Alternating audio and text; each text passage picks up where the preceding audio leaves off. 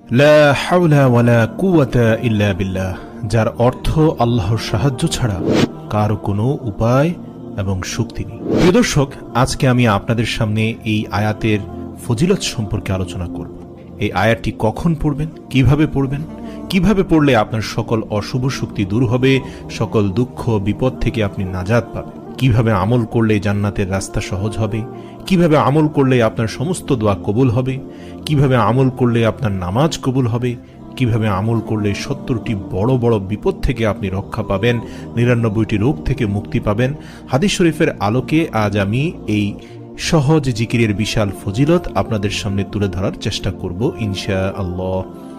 1 নম্বর হচ্ছে দারিদ্রতা দূর হবে এই জিকির দ্বারা। হযরত ইবনে আব্বাস রাদিয়াল্লাহু তাআলা আনহু বলেন, নবী করিম সাল্লাল্লাহু আলাইহি সাল্লাম ইরশাদ করেন, যাকে দুঃখ চিন্তা ঘিরে আছে তার উচিত বেশি বেশি লা হাওলা ওয়ালা কুওয়াতা ইল্লা বিল্লাহ পড়া। অন্য এক হাদিসে আবু হুরায়রা রাদিয়াল্লাহু তাআলা আনহু হতে বর্ণিত, তিনি বলেন, একবার রাসূল সাল্লাল্লাহু আলাইহি সাল্লাম বললেন, লা হাওলা ওয়ালা কুওয়াতা ইল্লা বিল্লাহ, বেশি বেশি পড়তে থাকো, কেননা এই বাক্যটি জান্নাতের গুপ্তধন সমূহের, গুপ্ত ভান্ডার সমূহের একটি গুপ্ত ভান্ডার।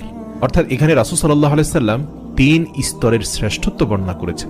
আল্লাহ রাসূল আরো বলেন, যে ব্যক্তি লা হাওলা ওয়ালা কুওয়াতা ইল্লা বিল্লাহ এই বাক্যটি পড়বে, আল্লাহ তাআলা তার 70টি কষ্ট দূর করে দেবেন, যার সর্বনিম্ন কষ্ট হলো দারিদ্রতা।